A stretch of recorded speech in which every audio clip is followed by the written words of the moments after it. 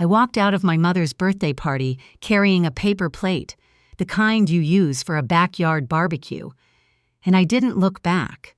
Not at my sister-in-law's face, not at my brother's hands, which were folded in his lap like he was praying for someone to save him the trouble of speaking. And not at my mother, who was still smiling at the head of the table, surrounded by the good china she'd spent 30 years telling me was for special guests. I knew even then that something had shifted. I just didn't know yet how permanent it was going to be. Let me back up. My mother turned 60 in April. She'd been talking about the party for almost a year. The venue, the flowers, the cake she wanted from this specific bakery in town that charged $40 a slice because the owner had been on some Food Network special 15 years ago. She wanted a sit-down dinner, 40 people, the whole production. My brother volunteered to plan it. Everyone clapped. Everyone said how wonderful, how thoughtful, how like him. I didn't say anything. I just pulled out my checkbook. That's the thing about being the quiet one in a family like mine. You become load-bearing. Not celebrated, just structural. The kind of support that everyone stands on without thinking about, the same way you don't think about your floor joists until one of them gives. My brother's name is, well, I'll call him what he's always been to me, the one who could do no wrong. 3 years older. Managed a sporting goods store until his mid-30s, then pivoted to consulting, which, as far as I could tell, meant working from home in his wife's house. His wife, I'll call her what she is, had money, old money, the kind that came with opinions and a very particular way of looking at people who didn't have the same zip code she grew up in. When she looked at me, it was like I was a smudge on her windshield, not offensive enough to address. Just there. I'm an occupational therapist. I've been at the same hospital for 8 years. I work with stroke patients, with kids who have cerebral palsy, with elderly men and women who are learning how to hold a fork again after their nervous systems have been rewired by disease.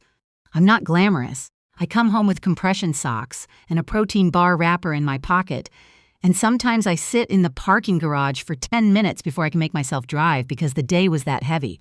But I've always paid my own bills. I've always shown up. And for my mother's 60th, I wrote a check for $3,000 because when my brother said he needed help covering the venue, I didn't ask questions. I just helped. I found out later he'd told our mother the party was entirely his idea, entirely his effort, entirely his gift to her. But again, I'm getting ahead of myself.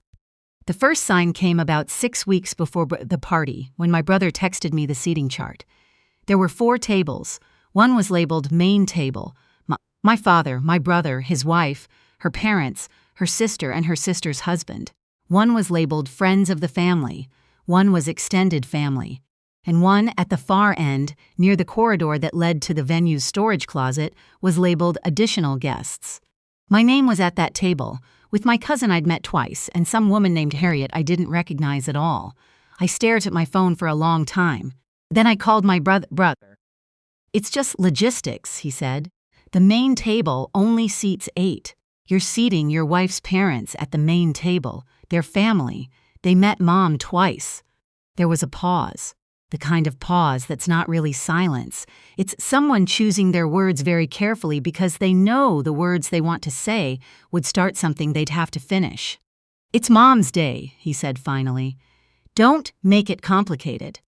I almost said something. I had the whole sentence ready, the one about the $3,000, about the 8 years of being available, about every birthday and Christmas and hospital visit and midnight phone call I'd taken because my brother lived 40 minutes away and I lived 12, but I swallowed it. "Okay," I said. "Fine." I went to the party. Of course I went. She was my mother. I wore the blue dress I'd bought specifically for the occasion. I did my hair. I brought a gift. A leather journal she'd mentioned once in passing, the kind with handmade paper, and inside I'd written something I'd spent 3 drafts getting right. I didn't tell anyone about it. I just wrapped it and put a ribbon on it and carried it through the door of that event space like I belonged there. The tables were set beautifully, linen tablecloths, candles, small arrangements of white flowers. My sister-in-law had done the decor. I know because my brother's wife had sent a group text saying, "Finally finished the centerpieces," with 17 photos of herself arranging them, the main table. Full settings, crystal glasses, the good chairs with the cushioned seats, my table, basic chairs, standard glassware, and I noticed this right away. No place card with my name. Someone had printed cards for every other guest. Mine wasn't there. I found a blank card on the table and wrote my own name on it with a pen from my purse. I sat. I smiled. I watched my mother glide around the room hugging people, her hair done, her new dress rustling, and I thought, she looks genuinely happy. That counted for something. That had to count for something. The dinner service started. Servers moved through the room with trays. They went to the main table first, of course, and then to the friends table and the extended family table. Then they got to us. My cousin got served. The woman named Harriet got served. The man beside her got served. The server looked at me, then looked down at her tray, then said, "I'll be right back," and walked away. She didn't come back for 22 minutes. I know because I watched the clock on the wall across the room. Not because I was obsessing. I was trying not to obsess. I was counting minutes to keep myself from counting the other things, the ones that were stacking up in my chest like unpaid invoices. When she finally returned, she set a plate in front of me that was noticeably different from the ones at the other tables. Smaller. Less. The kind of plate that happens when the kitchen is running low and nobody bothered to flag it in advance. I looked at that plate. I looked at my mother, who was laughing at something my sister-in-law had said. I picked up my fork. That's when my brother's wife walked over. She didn't sit. She stood at the edge of my table with her champagne glass and her posture, and she smiled the way people smile when they've already decided how a conversation is going to end. "I'm so glad you could make it," she said. "We weren't sure if you'd be able to get away from work." I hadn't said anything to her about work. I'd confirmed my attendance 3 weeks ago. "Wouldn't miss it," I said. She nodded, looking around the table like she was taking inventory. Then, "I hope you're comfortable over here. We had to make some difficult choices about seating, but I think it worked out." "It's fine," I said. She looked at my plate, then she looked at me. "Oh, did they give you the smaller portion? I'll flag that." She didn't flag it. She walked back to the main table and sat down and didn't look at me again for the rest of the night. What happened next? I've turned it over in my mind enough times that I've made peace with the fact that I will never fully explain why I stayed as long as I did. Something about the blue dress.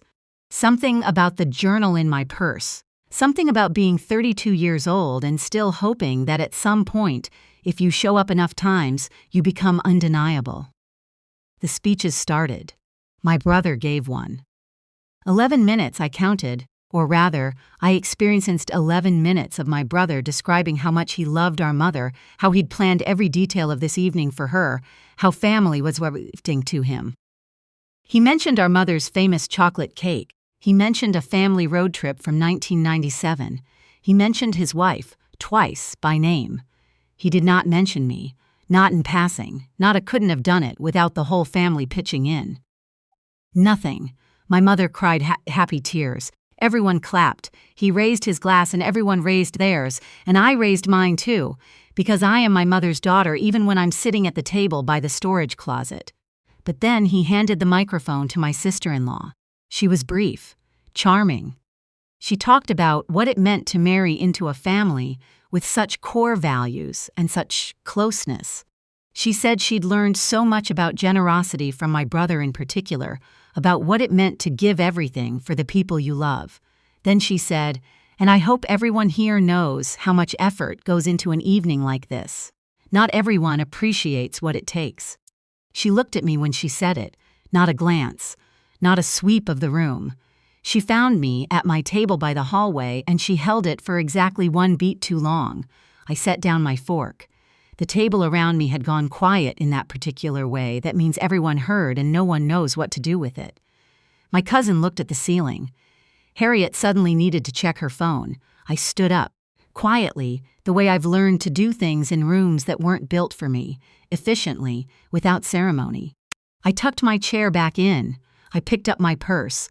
I put the journal I'd brought for my mother on the edge of the gift table as I walked past, because even then, I wasn't trying to punish her. I was just done. My brother saw me near the door. He crossed the room fast, the way you move when you're trying to catch something before it becomes a thing. "What are you doing?" he said low. "Leaving. You can't leave. Mom will notice." "Will she?" He blinked. That landed, and we both knew it. "You're being dramatic," he said. "I'm being quiet," I said. "There's a difference. You should know. You've been confusing them for years." I walked out. In the parking lot, I sat in my car for a while. The venue lights were warm and gold through the windows. I could hear, faintly, the sound of music starting. Something slow and celebratory. I drove home. I changed out of my blue dress. I made myself a bowl of pasta and sat at my own kitchen table and ate the whole thing. I didn't cry. Not then. Not because I was holding it together. I just didn't have anything left to convert into tears. I was past that. I was in the room on the other side of grief that doesn't have a name, the one where you're not sad anymore, you're just clear. My phone started buzzing around 9:30. My cousin, "Are you okay?" My mother, "Honey, you left, is everything all right?" My brother, "Nothing." My sister-in-law, "Nothing." I put the phone face down and went to bed. What I didn't know, what none of them knew yet, except possibly my sister-in-law, was that the evening had been caught on the venue's camera system. The venue had a standard security setup, and a server who'd been there for 6 years had noticed the whole thing. The late plate, the unset place card, the moment at the microphone. She'd mentioned it to the venue manager, who happened to know my cousin's husband, who happened to have a long memory for the particular kind of unkindness that's designed to be invisible. But I didn't know any of that yet. What I knew was that I was done. Done being available on 12 minutes' notice. Done covering costs and not being credited. Done sitting at the storage closet table in my good dress, writing my own name on a blank card with a pen from my purse. I texted my mother back 3 days later. I kept it simple. "I'm okay. I just needed some space. I love you." I didn't explain. I didn't perform, she called. We talked. It was the kind of conversation that happens when someone loves you genuinely but also cannot fully see you. She was concerned. She was confused. She kept saying she'd noticed I left a little early and asked if I was feeling all right. I said I was fine.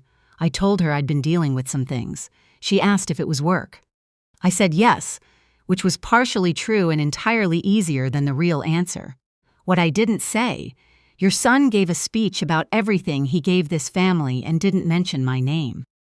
Your daughter-in-law looked at me across a room full of people and told me I didn't understand what it means to give." I didn't say it because I didn't need her to fix it.